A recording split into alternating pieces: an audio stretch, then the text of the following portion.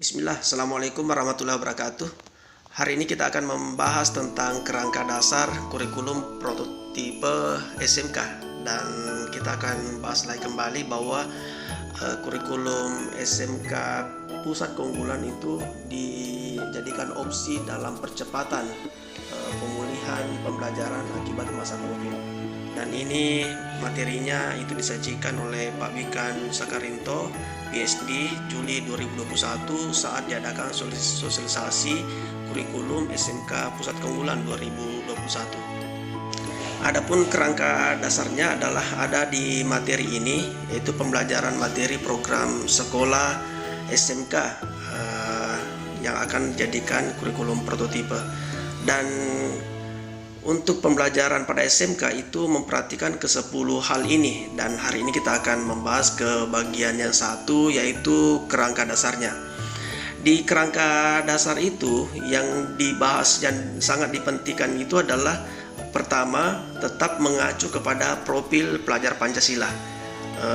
Nanti kita akan memperlihatkan bagangnya yang akan berbeda dengan satuan pendidikan yang lain, bahwa itu profil pelajar Pancasila itu tetap akan menjadi satu bagian untuk penguatan kompetensi, karakter, dan budaya kerja peserta didik. Kemudian 6 butir karakter itu sama dengan satuan pendidikan yang lain, yaitu berakhlak mulia, berkebinekaan global, bergotong royong, mandiri, bernalar kritis, dan kreatif. Nah, kerangka dasarnya itu ada 3 yang perlu jadi perhatian utama, terutama guru-guru khususnya lokasi kurikulum, yaitu struktur kurikulumnya bagaimana, capaian pembelajarannya bagaimana, kemudian prinsip pembelajaran dan asesmen. Jadi itu tertuang di poin yang ketiga di sini, bahwa kerangka dasar itu terdiri dari struktur kurikulum, capaian pembelajaran, dan prinsip pembelajaran. Dan kerangka dasar itu mengarahkan kompetensi, jadi akan mengarahkan kepada kompetensi yang perlu dikuasai, karakter dan budaya kerja yang perlu dibangun, serta materi pelajaran yang perlu dipelajari oleh peserta didik. Yang jelas, kerangka dasar mengatur prinsip-prinsip yang perlu menjadi acuan guru ketika pembelajaran dan asesmen. Nah,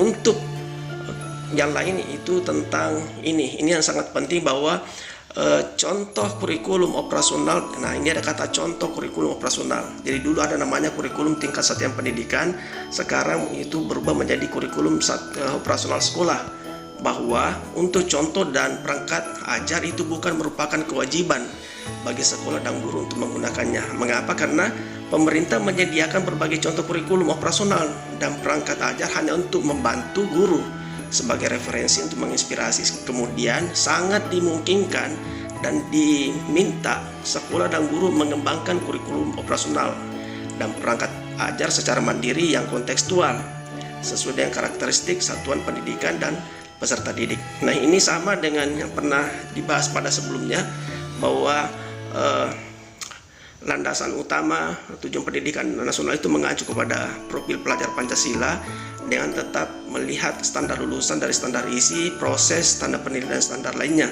dan struktur kurikulumnya, capaian pembelajaran, dan prinsip pembelajaran asesmen itu sebagai kerangka dasarnya. Dan kurikulum operasional dikembangkan di satuan pendidikan. Apanya yang dikembangkan? Yaitu berupa perangkat ajar, yaitu berupa teks pelajaran, modul, contoh panduan proyek Pancasila, serta contoh kurikulum operasional di satuan pendidikan. Khusus untuk SMK seperti ini. Jadi di SMK itu kerangka dasar pembelajarannya itu adalah spektrum kalian. Jadi ada daftar bidang dan program kalian, dan konsentrasi kalian itu dikembangkan di sekolah masing-masing. Untuk struktur kurikulum itu ada 2, kelompok A dan kelompok B.